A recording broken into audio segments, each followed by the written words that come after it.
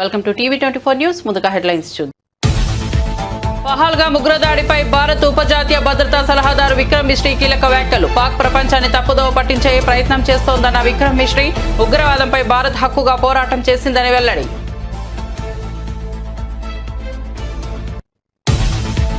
ఉగ్రవాదంపై పోరులో ప్రధాని మోదీకి అండగా ఉంటామన్న ఉప ముఖ్యమంత్రి పవన్ కళ్యాణ్. ఉగ్రవాదాన్ని ఉపేక్షించేది లేదు, పాకిస్తాన్కు గుణపాఠం తప్పదు అని వెల్లడి. ప్రధాని మోదీ నిర్ణయాలకు సంపూర్ణ మద్దతు, చివరి ఉగ్రవాదిని ఏరివేసే వరకు అండగా ఉంటామని వ్యాఖ్య. పాక్లోని ఉగ్రవాద శిబిరాలపై భారత సైన్యం దాడి, భారతీయుడిగా గర్వంగా ఉందన్న సీఎం రేవంత్. ఇది దేశ పౌరులందరూ ఏకతాటిపై నిలవాల్సిన సమయమని వ్యాఖ్య. రాష్ట్రంలోని అన్ని ప్రభుత్వ విభాగాలు అప్రమత్తంగా ఉండాలని ఆదేశాలు.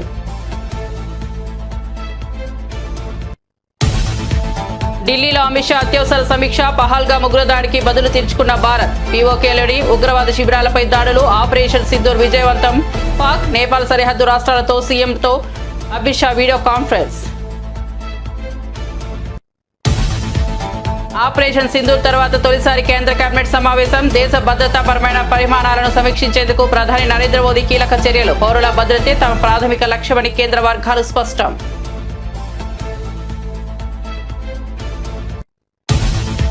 హైదరాబాద్ లో మిస్ వరల్డ్ పోటీలో అంతర్జాతీయ ఖ్యాతి దక్కించుకున్న నగరం. విమానాశ్రయంలో అందాల భామలకు ఘన స్వాగతం. హైదరాబాద్ కు తరలివచ్చిన ప్రపంచ సుందరీమణులు.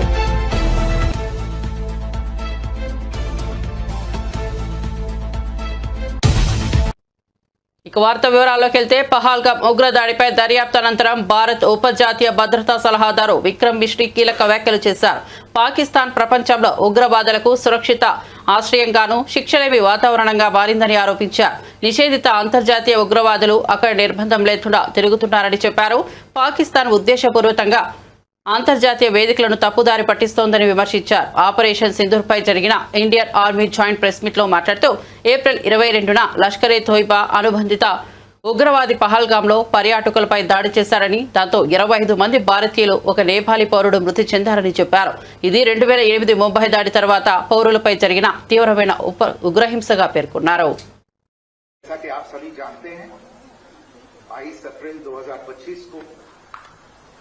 लश्कर तैयबा से संबंधित पाकिस्तानी और पाकिस्तान प्रशिक्षित आतंकवादियों ने भारत में जम्मू और कश्मीर के पहलगाम में भारतीय पर्यटकों पर बर्बरतापूर्ण हमला किया. 25 भारतीयों और एक नेपाली नागरिक को कायरतापूर्ण मौत के घाट उतार दिया गया. मुंबई के 26 नवंबर 2008 के हमलों के बाद ये भारत में हुई किसी आतंकवादी हमले में मारे गए आम नागरिकों की संख्या की दृष्टि से सबसे गंभीर घटना है. पहलगाम का हमला अत्याधिक बर्बरतापूर्ण था, जिसमें वहां मौजूद लोगों को करीब से और उनके परिवारों के सामने सिर पर गोली मारी. पाकिस्तान दुनिया भर में आतंकवादियों के लिए एक शरण स्थल के रूप में पहचान बना चुका है.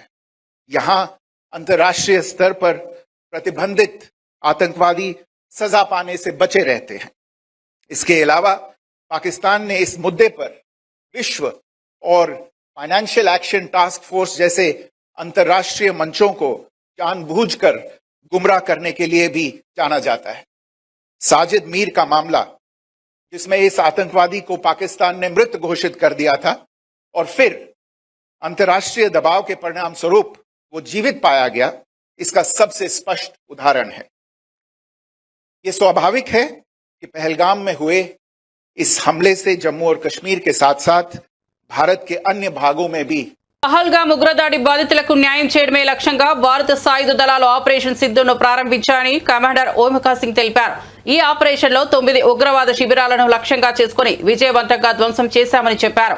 గత 3.5 దశాబ్దాలుగా పాకిస్తాన్ ఉగ్రవాద మౌలిక సదుపాయాలను నిశ్చిత ప్రణాళికతో నిర్మిస్తూ వచ్చిన విషయాన్ని ఆమె గుర్తు చేశారు. నియామక కేంద్రాలు, బోధనా శిబిరాలు, ప్రారంభ శిక్షణతో పాటు రిఫ్రెషర్ కోర్సులకు అనువైన శిక్షణ ప్రాంతాలు, హ్యాండర్ల కోసం ప్రత్యేక లాంచ్ ప్యాడ్లు ఏర్పరిచిన సంక్లిష్ట వ్యవస్థను భారత్ ఈ దాడుల ద్వారా ఛేదించిందని వివరించారు. On the terror camps were undertaken through precision capability, as shown to you. A niche technology weapons with careful selection of warheads was ensured so that there will be no collateral damage. The point of impact in each of the target was a specific building or a group of buildings. All the targets were neutralized with clinical efficiency, and the results reiterate the professionalism of the Indian Armed Forces in the planning and execution of their operations. No military establishments were targeted. India has demonstrated considerable restraint in its response. However, it must be said that the Indian Armed Forces are fully prepared to respond to Pakistani misadventures, if any, that will escalate the situation. By Indian Armed Forces to deliver justice to the victims of Pahalgam terror attack and their families. 9 terrorist camps were targeted and successfully destroyed. Over the last 3 decades, Pakistan has systematically built terror infrastructure. It is a complex web of recruitment and indoctrination centers, training areas for initial and refresher courses, and launch pads for handlers. These camps are located both in Pakistan as well as Pakistan-occupied Jammu and Kashmir. బుధవారం ఉదయం భారత్ ప్రారంభించిన operation Sindoor అనంతరం దేశ భద్రతాపరమైన పరిణామాలను సమీక్షించేందుకు ప్రధాని నరేంద్ర మోదీ కీలక చర్యలు చేపట్టారు. పాక్ మరియు పాక్ ఆక్రమిత కశ్మీర్లోని ఉగ్రవాద శిబిరాలపై దాడుల అనంతరం ప్రధాని కేంద్ర కేబినెట్ సమావేశానికి అధ్యక్షత వహించారు. అధికారుల సమాచారం ప్రకారం దేశ భద్రతాపరమైన తదుపరి దిశను నిర్ణయించేందుకు కేబినెట్ భద్రతా సంఘం అత్యవసరంగా సమావేశమవుతోందని వెల్లడించారు. ఉగ్రదాడికి భారత ప్రభుత్వం గట్టిగా స్పందిస్తోందని, పౌరుల భద్రతే తమ ప్రాథమిక లక్ష్యమని కేంద్ర వర్గాలు స్పష్టం చేశాయి. తెలంగాణ సీఎం రేవంత్ రెడ్డి హైదరాబాద్ లో జరిగిన భద్రతా సమీక్షా సమావేశం అనంతరం కేంద్రం చేపట్టిన ఆపరేషన్ సింధూర్పై సమీక్ష నిర్వహించారు. దేశ భద్రత కోసం ప్రాణాలు అర్పిస్తున్న భారత సైన్యానికి సంఘీభావంగా తెలంగాణ ప్రభుత్వం నిలుస్తుందని ప్రకటించారు. ఈ నేపథ్యంలో ఆర్మీకి మద్దతుగా రాష్ట్ర వ్యాప్తంగా సంఘీభావ ర్యాలీ నిర్వహించనున్నట్లు ప్రకటించారు. హైదరాబాద్ లోని ఎల్బీ నగర్ నుండి ట్యాంక్ బండ్ వరకు ర్యాలీ నిర్వహించనున్నట్లు సమాచారం. పాకిస్తాన్లోని ఉగ్రవాద స్థావరాలపై భారత్ చేపట్టిన ఆపరేషన్ సింధూర్ దేశానికే గర్వకారణమని ఆంధ్రప్రదేశ్ డిప్యూటీ సీఎం పవన్ కళ్యాణ్ తెలిపారు. పహల్గాం ఘటనకు ప్రతీకారం తీర్చుకోవాలని దేశమంతా ఎదురు చూసిందని, ప్రధానమంత్రి నరేంద్ర మోదీ నేతృత్వంలో భారత రక్షణ దళాలు పాక్కి తగిన బుద్ధి చెప్పాయన్నారు. పాకిస్తాన్కు అనుకూలంగా మాట్లాడే నేతలు తమ వైఖరిని మార్చుకోవాలని హెచ్చరించారు. భారత సైన్యాన్ని కించపరిచే విధంగా సోషల్ మీడియాలో తప్పుడు ప్రచారం చేసిన వారిపై కఠిన చర్యలు తీసుకుంటామని చెప్పారు. దేశ భద్రతకు సంబంధించి భారత సైన్యం తీసుకున్న ఈ కార్యాచరణ పట్ల ఆయన అభినందనలు తెలిపారు. దేశ గౌరవాన్ని నిలబెట్టిన సైనికులకు ప్రతి పౌరుడు కృతజ్ఞతలు తెలియజేయాలని పిలుపునిచ్చారు. ఏప్రిల్ 22వ తారీఖున పహల్గామ్లో టూరిస్టులుగా వెళ్ళిన చాలామందిని మతం పేరు మీద అడిగి చాలా ఘాతుకంగా చంపేశారు. దేశం మొత్తం పుట్టెడు శోకంలో మునిగిపోయింది. నువ్వు హిందువా కాదా అని చెప్పి అడిగి మరీ చంపేసిన విధానం చాలా చాలా దారుణంగా ఉంది. చనిపోయిన 27 మందిలో కూడా 2 ఆంధ్ర ప్రాంతానికి చెందిన వాళ్ళు కూడా ఉన్నారు. హిందువా ముస్లిమా అనే అర్థం తేల్చుకోవడానికి కల్మా చదవము. ఇంత ఘాతుకంగా చంపిన తర్వాత దేశం మొత్తం కూడా ఒక డెసిసివ్ యాక్షన్, ఒక బోల్డ్ యాక్షన్ కోసం ఎదురు చూస్తుంది. అది నిన్న రాత్రి జరగటం. ఇలాంటి సమయంలో దాదాపు 9 ప్రాంతాల్లో 15 కిలోమీటర్ల నుంచి దాదాపు 200 కిలోమీటర్ల లోపల వరకు వెళ్ళి భారతదేశ సైన్యం అక్కడున్న మిలిటరీ ఎస్టాబ్లిష్మెంట్స్కి దాడి చేయకుండా, అక్కడున్న సివిలియన్ క్యాజువాలిటీస్ లేకుండా కేవలం ఎవరైతే ఉగ్రవాద సంస్థలు ఉన్నాయో, ముఖ్యంగా ఈ 3 సంస్థల మీద ప్రత్యేకించి దాడులు జరపడం, వాటిని ధ్వంసం చేయడం నిజంగా ఇది భారతదేశం ప్రతి ఒక్కరు హర్షించదగ్గ విషయం. ఎందుకంటే 90s నుంచి కూడా కశ్మీర్ అనేది మనకి ఎప్పటి నుంచి Kashmir is an integral part of our nation. As undeniable fact. అది పాకిస్తాన్ ప్రేరేపిత ఉగ్రవాద మూకలు ఇది 90లో కూడా ఇలాగే కశ్మీరీ హిందూస్ని కశ్మీరీ పండిట్స్ని చంపేశారు. ఇట్లాగే చంపేసి కొంతమంది గతంలో కూడా చంపేస్తే అలాగే వాళ్ళని అంత్యక్రియలు చేయడానికి వాళ్ళని శ్మశానం దగ్గర తీసుకెళ్తే అక్కడ కూడా మిగతా కొంతమంది హిందువులను చంపేశారు. సో హిందువుల మీద దాడి అనేది ఇది అనాదిగా జరుగుతూనే ఉంది. కానీ I think it is a right time to take a decisive and bold action. It's a commendable job done by our army personnel and defense personnel, and we have to appreciate them. We'll stand by them under the leadership of Honorable Prime Minister Modi ji. We will stand by you, sir, and whatever you have taken, whatever decision, bold action, bold decision you take, we're going to stand by you. We are with you. This is a time of war, not a full-blown war, but it is a protracted war, which will continue for a long time. And Pakistan should be taught a tough lesson, because they are the ones who are harboring these terrorists. No matter where a bomb blast happened, including in Hyderabad, including in Lumbini Park few decade plus back, in Gokul Chat, this has become a menace. I think under the new leadership of Modi ji, the tough leadership of Modi ji, central government will take a decisive action on any kind of terrorism and any kind of terrorism act. At the same time, I appeal to all the people of our nation, as a civilian person, when military is waging a war, what we have to do? And military యుద్ధం చేస్తున్నప్పుడు మనం ఏం చేయగలం అని అనుకున్నప్పుడు ప్రతి civilian కూడా, including all the civilians of our nation, we have a role to play. Make sure any kind of anti-national rhetoric happens on social media. Make sure you give a counter-attack. Make sure they'll be brought to justice. Make sure you'll be conveyed to the relevant cybercrime departments. And also, please make sure we'll file cases on them. And also I have conveyed to our DGP also today morning, anybody from the state of Andhra Pradesh, anyone who goes anti-national and who goes against this war will be booked under very severe cases, and they have to be reminded they belong. Any kind of attack on a nation from outside or within nation will be taken quite seriously. They have to take this into consideration, and they have, especially celebrities, especially who think they're social media influencers, don't comment about army. You don't know the ABC of how to safeguard the borders of this nation. You never know. So, as the dogs are barking right now, simply don't bark on social media. Anything about entire nation. Please don't bark on social.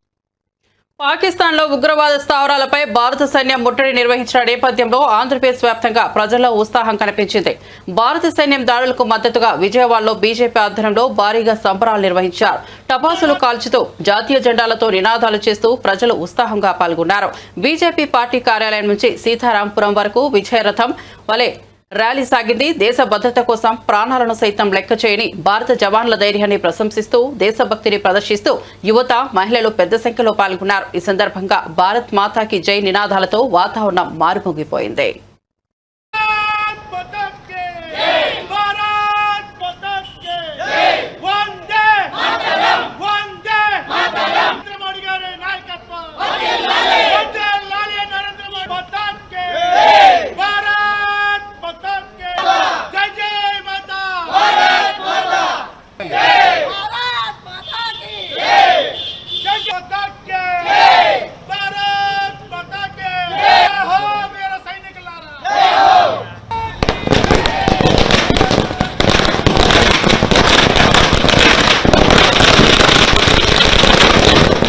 భారత జాతి ఉవ్వెత్తున ఎగిరిపడినటువంటి ఆనందంతో ఇవాళ వీక్షిస్తూ ఉంది.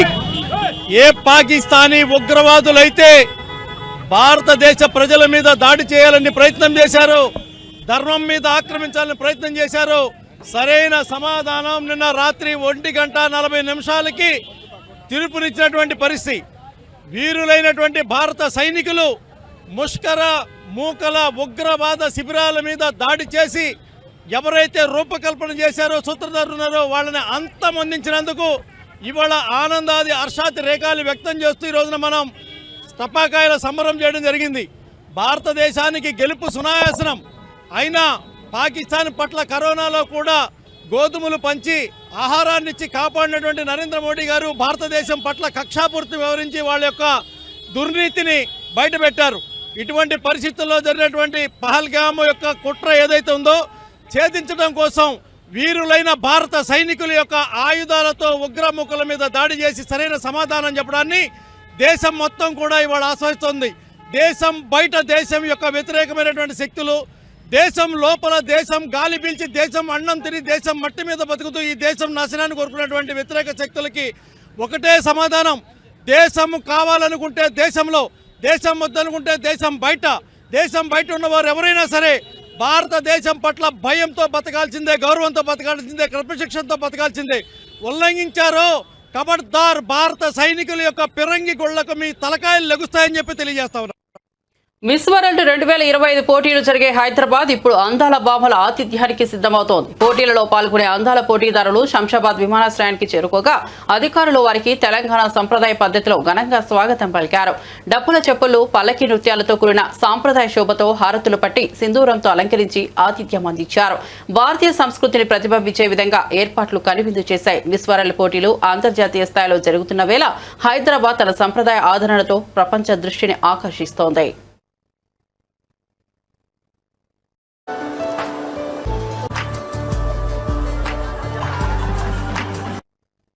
తాడేపల్లిలోని వైఎస్ఆర్సీపీ కేంద్ర కార్యాలయంలో మాజీ సీఎం వైఎస్ఆర్సీపీ అధినేత వైఎస్ జగన్మోహన్ రెడ్డి సమక్షంలో పలువురు రాష్ట్ర స్థాయి ఉద్యోగ సంఘాల నాయకులు పార్టీలోకి చేరారు. ఏపీ ఎన్జీఓ మాజీ రాష్ట్ర అధ్యక్షులు బివి సుబ్బారావు, బండి శ్రీనివాసరావుతో పాటు ఉమామహేశ్వరరావు, ఎం విజయసింహారెడ్డి, తోట సీతారామాంజనేయులు అసోసియేషన్ మాజీ నేతలు వైఎస్ఆర్సీపీలో చేరారు. ఈ కార్యక్రమంలో వైఎస్ఆర్సీపీ ఎంప్లాయీస్ వింగ్ రాష్ట్ర అధ్యక్షుడు ఎన్ చంద్రశేఖర్ రెడ్డి పాల్గొన్నారు.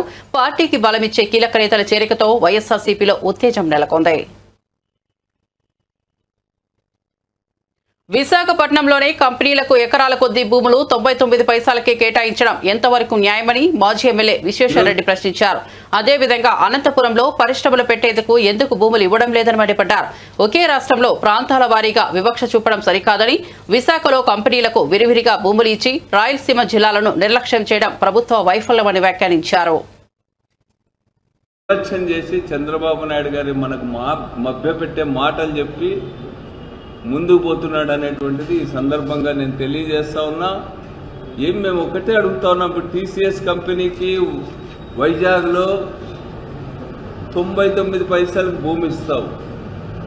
ఉర్సా లాంటి 3 నెలలు కూడా పుట్టినటువంటి కంపెనీలకు 99 పైసలకు భూములు ఇస్తా ఉన్నావు. మీ అనుయాయులకంతా భూములు 99 పైసలకే కట్టబెడతావు. అసలు 99 పైసలు అనేది ఉందా? 99 పైసలు ఎక్కడైనా చూడగలమా మనం?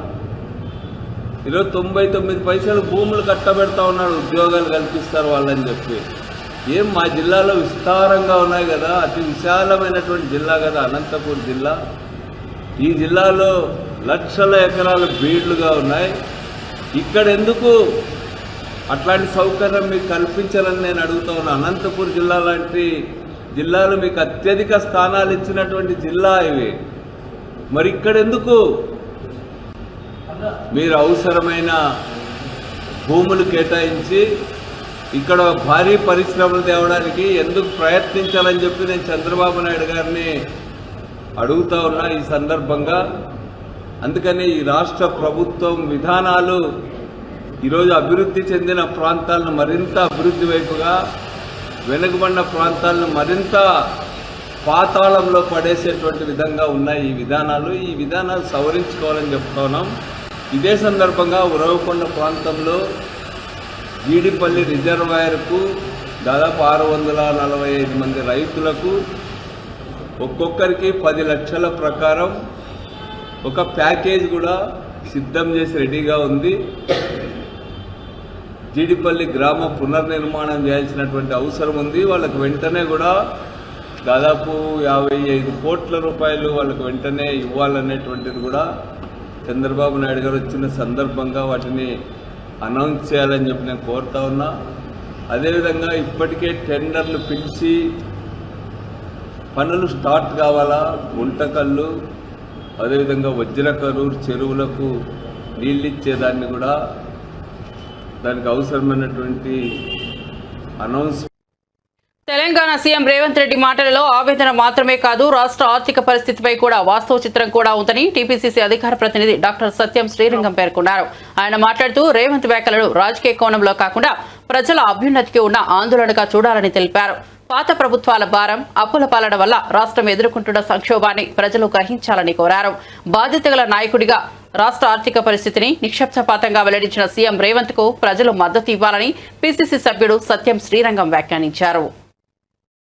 ఇలా మేము పరిపాలన చేస్తుంటే ఉద్యోగ నియామకాలు చేపట్టి జీతాలు టయానికి ఇచ్చి, టయానికి ఇన్స్టాల్మెంట్లు పే చేస్తూ, టయానికి రెంట్లు పే చేస్తూ, టయానికి వడ్డీలు కట్టుకుంటూ, మీరు చేసిన అప్పులన్నీ తీర్చుతూ ఈ రాష్ట్రాన్ని ఆర్థికంగా పరిపుష్టం చేసి, ఆర్థికంగా ఇంకా లాభం ఇచ్చి, ఆర్థికంగా ఆదాయ వనరులు పెంచుకొని ఇచ్చిన హామీని, ప్రతి హామీని నెరవేరుస్తామని ముఖ్యమంత్రి గారు చెబుతుంటే ఆయన ఆక్రోశంతో, ఆయన బాధతో ఎల్లగక్కిన మాటల్ని మీరు తప్పుదో పట్టిస్తారా?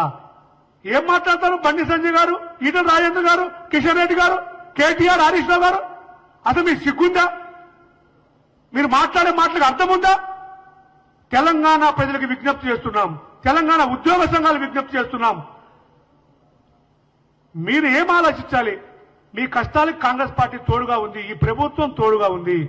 ఈ ప్రభుత్వం మీకు ఇచ్చిన ప్రతి హామీని నెరవేరుస్తుంది. సమయస్ఫూర్తితో వ్యవహరించండి. ఇది నరనినాదంగా చేయాల్సిన సమయం కాదు. ఇది ముఖ్యమంత్రి గారు ఒక్కడే ఆవేదన కాదు, ప్రతి నాయకుడు, ప్రతి కాంగ్రెస్ పార్టీ కార్యకర్త, ప్రతి తెలంగాణ పౌరుడి ఆవేదన. మీరున్న 3%కి 97% ఉన్న ప్రజలు బెదిరించడం అంటే అది తప్పు. అది కాదు మీ ఆవేదన. మీరు ఆవేదన వెళ్ళగక్కాలంటే మంత్రుల దగ్గర రండి, ముఖ్యమంత్రి కలవండి. గతంలోలాగా ముఖ్యమంత్రి కలవని పరిస్థితి కాదు కదా. ముఖ్యమంత్రి ఈరోజు ప్రతి వ్యక్తిని కలుస్తున్నారు. ఈ రాష్ట్రానికి ఏది మంచి సరే ఆ వ్యక్తికి సలహా తీసుకుంటున్నారు. 24 గంటల్లో 18 గంటలు ముఖ్యమంత్రి గారు పనిచేస్తున్నారు. ఇంకేం చేయాలి? ఈ రోజు కూడా నేను ఒకటే చెప్తాను, రాష్ట్ర కాంగ్రెస్ పార్టీ అధికార ప్రతినిధిగా, ముఖ్యమంత్రి గారు ఆవేదన అర్థం చేసుకోండి. ఈ రాష్ట్రాన్ని గాడిలో పెట్టే పరిస్థితికి మీరు సహకరించండి. మీ యొక్క ప్రతి విలువైన కోరిక, మీరు విలువైన డిమాండ్, అది సానుకూలంగా స్పందించడానికి ఈ ప్రభుత్వం సిద్ధంగా ఉంది. ఇంతకుముందే టీవీలో చూసాం, దాని మీద ఒక ఐఏఎస్ కమిటీ వేశారు ఉద్యోగ వాళ్ళ సమస్యల మీద.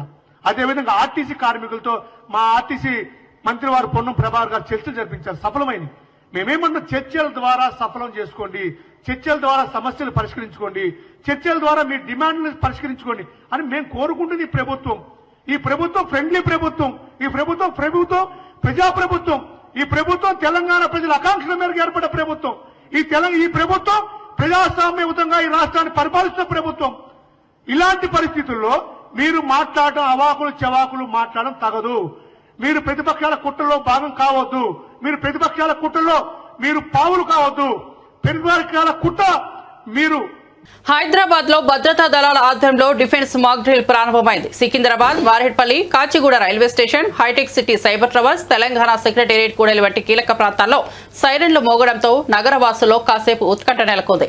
సెక్రటేరియట్ వద్ద 2 నిమిషాల పాటు ఫైర్ సిబ్బంది సైరన్ మోగించారు. అత్యవసర పరిస్థితి ఉత్పన్నమైతే ఎలా స్పందించాలో తెలుసుకునే ఉద్దేశంతో మాక్ డ్రిల్ చేపట్టినట్లు అధికారులు తెలిపారు. నగరంలో జరిగే ఈ ముందస్తు భద్రతా సిద్ధాంత పరీక్షల వల్ల ప్రజలు భయపడాల్సిన అవసరం లేదని, ఇది కేవలం అవగాహన పెంచే చర్య అని వెల్లడించారు.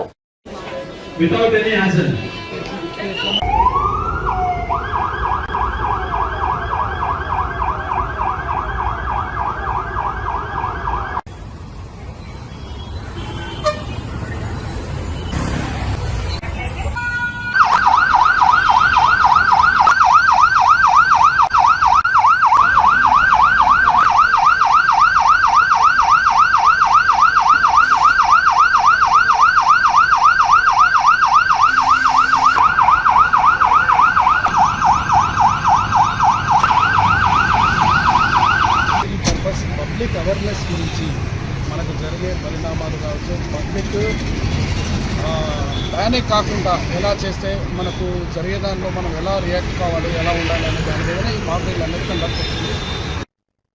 సిద్దిపేట మండలం ఈర్కోడ్ గ్రామంలోని ఐకేపీ సెంటర్ ను సందర్శించిన మాజీ మంత్రి ఎమ్మెల్యే హరీష్ రావు వర్షానికి తడిసి మొలకెత్తిన ధాన్యాన్ని పరిశీలించారు. వెంటనే ధాన్యం కొనుగోలు చేయాలని అధికారులు ఆదేశించారు. రైతులకు అండగా ఉంటానని భరోసా ఇచ్చారు. ఈ సందర్భంగా సీఎం రేవంత్ రెడ్డిపై తీవ్రంగా విరుచుకుపడ్డారు. అందాల పోటీల మీద పెట్టే శ్రద్ధ రైతుల మీద పెట్టడం లేదు. బ్యాగులు కూడా ఇవ్వలేని పరిస్థితి వస్తే అది పాలనా వైఫల్యమని విమర్శించారు. కేసీఆర్ హయాంలో ఇలాంటి ఆలస్యాలు ఎప్పుడూ లేవని గుర్తు చేశారు. రైతుల ఉసురు పోసుకుంటున్న రేవంత్ పాలన చేత కాకపోతే రాజీనామా చేయాలంటూ సూటిగా మండిపడ్డారు. రేవంత్ రెడ్డి మాటలు కోటలు దాటుతున్నాయి గాని చేతలు గడప దాటిన పరిస్థితి ఉంది. హైదరాబాద్ లో కూర్చొని అందాల పోటీల మీద రోజు రివ్యూ చేస్తా ఉన్నాడు రేవంత్ రెడ్డి. కానీ అకాల వర్షాల వల్ల కల్లాల్లో వడ్లు మొలకలెత్తుతా ఉన్నాయి. కొనే దిక్కు లేదు. అధికారులు ఎవరు కూడా కల్లాలకు తిరగడం లేదు. రైతులు బోరున విలపిస్తా ఉన్నారు. మూలిగే నక్క మీద తాటిపండు పడ్డట్టు అయిపోయింది రైతుల పరిస్థితి. నీ పుణ్యమాని రుణమాఫీ కాకపాయే, రైతు బంధు వడకపాయే, ఏదో కష్టపడి ఆరుగాలం కష్టం చేసి అప్పులు తెచ్చి పంట పండిస్తే ఈ వడగళ్ల వానతో అకాల వర్షాలతో పండిన పంట కొనే దిక్కులేక ఇలా రైతులు తీవ్రమైనటువంటి ఆవేదనలో ఉన్నారు. రేవంత్ రెడ్డి కొంచెం రైతుల గురించి పట్టించుకో. చిల్లర మాటలు మాట్లాడు కాదు. రాష్ట్ర ఆదాయం పెంచడం చేత కాదంటావు, అప్పులు ఉడతలేవని మాట్లాడుతావు. అసలు నువ్వు ఒక ముఖ్యమంత్రిగా నువ్వు పూర్తిగా ఫెయిల్ అయిపోయినావు. ఇప్పుడు ఈ కొత్త ముచ్చట్న కేసీఆర్ ఉండగా 11 విడతల్లో కరోనా వచ్చినా, పెద్ద నోట్ల రద్దయినా, ఆర్థిక మాంద్యం ఉన్నా ఎన్నడూ రైతు బంధు పైసా రూపాయి ఆగలే. కేసీఆర్ గారు ఉన్నప్పుడు ఏ రోజు వడ్ల కొనుగోలు విషయంలో గింత తిప్పలు కాలే. నువ్వు వచ్చినాకనే అయితే కాంటాలు పెడతలేరు, లారీలు వస్తలేవు, సంచులు పంపినరు. 100 సంచులు ఇస్తే 40 సంచులు పొక్కలు పడే ఉన్నాయి. ఆ సంచులన్నా చక్కగా ఇచ్చే పరిస్థితి లేదు. అసలు నువ్వు గన్ని బ్యాగులు కూడా కొత్తవి కొని రైతులకు ఇచ్చే తెలివి తేటలు కూడా మీకు లేవా అని నేను అడుగుతా ఉన్నా. ఇక సంచులు కూడా సప్లై చేసే శాతం అయితే లేదా మీ గవర్నమెంట్కు? నా గన్ని బ్యాగులు దొరికాయి, లారీలు రావు, కాంటాలు పెట్టరు, ఆ మిల్లులకు పోతే దించుకోడు, 5 కిలోల తరగంటున్నారు, రైతుల్ని ఇబ్బంది పెడతా ఉన్నారు. నేను ఇలా సిద్దిపేట రూరల్ మండలం ఇరుకోడు గ్రామంలో వస్తే ఏ కుప్పలో చేయి పెట్టినా కూడా మొలకెత్తిన వడ్లే కనబడతా ఉన్నాయి. హైదరాబాద్ లో కూర్చొని ఉత్తమ్ కుమార్ రెడ్డి ఏమో మేము కొంటున్నాం అని ఏడ కొంటున్నాం, మరి మొలకలెత్తి ఈరోజు వడ్లు నల్లబడిపోతున్నాయి. ఇప్పుడు వర్షం పడంగానే వెంటనే ఎత్తి రైస్ మిల్లులకు అలాట్మెంట్ ఇచ్చి బాయిల్ రైస్ చేసుకోవచ్చు కదా. రెవెన్యూ వ్యవస్థ ఏం చేస్తున్నారు? కలెక్టర్లు, ఆర్డీఓలు, ఎంఆర్ఓలు, DM civil supplies, agriculture department ఏం చేస్తుంది అని నేను అడుగుతా ఉన్నా. ఆ రోజు కేసీఆర్ గారు ప్రభుత్వం ఉన్నప్పుడు ఆయన వాన పడితే ఎంఆర్ఓలు పోయి సెంటర్లలో కూర్చొని ఆర్ఐఓ కాడ, డిటిఓ కాడ, ఎంఆర్ఓ కాడ కూర్చొని ఆర్డీఓలు తిరుక్కుంటా మిల్లులకు వెంటనే దించిపిచ్చి రైతుల్ని కాపాడుకునే ప్రయత్నం చేసినాం. నువ్వు రైతు బంధు చేయపోతివి, రుణమాఫీ చేయపోతివి, కనీసం పండిన వడ్లు కూడా కొనే తెలివి లేదా నీ ప్రభుత్వానికి అని అడుగుతా ఉన్నా. చేత కాకపోతే దీపో. ఎందుకంటే నువ్వు అప్పు ఉట్టదంటావు, పైసా పెంచనంటావు, వడ్లు కొననంటావు, రైతు బంధు వేయనంటావు, రుణమాఫీ చేయనంటావు. మరి ఇక నువ్వు ఎందుకున్నావు? ఆనాడేమో పాకిస్తాన్ పై యుద్ధానికి భారత్ దూరంగా ఉండాలని, పోరాటం ఉగ్రవాదం మీద మాత్రమే కేంద్రీకృతం అవ్వాలని సిపిఐ సీనియర్ నాయకుడు నారాయణ హితవు పలికారు. భారత ఆర్మీ ఉగ్రవాదులను హతమార్చడానికి ట్రైనింగ్ తీసుకుంటోందని, పాక్ పై యుద్ధం చేయడానికి కాదని అన్నారు. ఉగ్రవాదం అంతమయ్యే వరకు పోరాటం న్యాయమే, కానీ పాక్ పౌరులు ప్రభుత్వంపై దాడులు చేయడం సమంజసం కాదని తెలిపారు. అలా చేస్తే ఉగ్రవాదానికి మరింత బలం చేకూరుతుందని హెచ్చరించారు. పాక్ కూడా ఉగ్రవాద నిర్మూలనలో భారత్ కు సహకరించాలన్నారు. శాంతి సహనంతో సమస్యలకు పరిష్కారం కనుగొనాలని నారాయణ సూచించారు. India got tried to kill the terrorists in Pakistan, but not war on the Pakistan, because war is different, and choosing the terrorist and the killing is justified because they created so much of havoc. The terrorism should not be supported. Even in Pakistan also, they are creating more trouble to internal politics also. That's why even Pakistan also should think that terrorism should not be allowed. The Pakistan and India also put together to fight against the terrorism. Wherever terrorists, they should be killed. But the CPI is against of the war in Pakistan, because the war is nothing but it would be strengthened against the terrorists. That we should not use that weapons against the Pakistan people or government. Then terrorism will be strengthened.